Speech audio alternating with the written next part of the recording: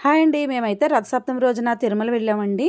స్వామివారు సప్తవాహనాలపై మనకు దర్శనమిస్తారు కదా! చూద్దామని తిరుమల వెళ్ళాము.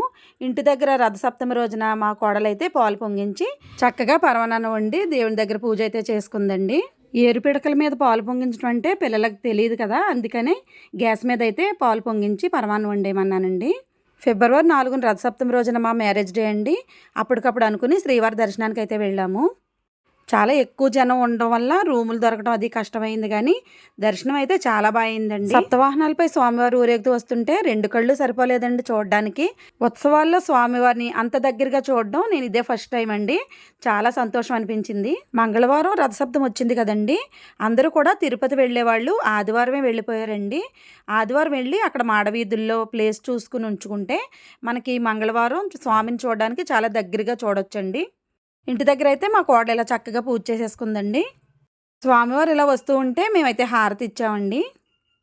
నేనైతే ఫోన్ రూమ్లోనే ఉంచేసుకుని వెళ్ళానండి. అక్కడ వరకు పట్టుకెళ్ళనిస్తారో లేదో నాకు తెలియదు కదా, కానీ అందరూ ఫోన్లు తెచ్చుకుని స్వామివారిని చక్కగా వీడియోలు తీసుకున్నారు.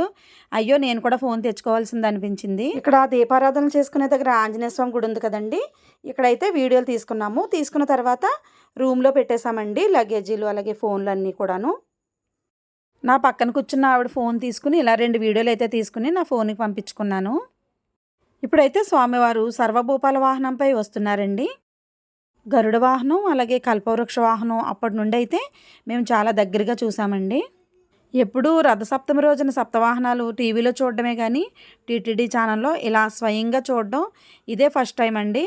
చాలా ఆనందంగా అనిపించింది. స్వామివారు వచ్చే ముందు 2 గుర్రాలు అలాగే 2 ఏనుగులు ఇలా వస్తాయండి. తర్వాత అయితే చాలా నాట్య బృందాలు అయితే వస్తూ ఉంటాయి.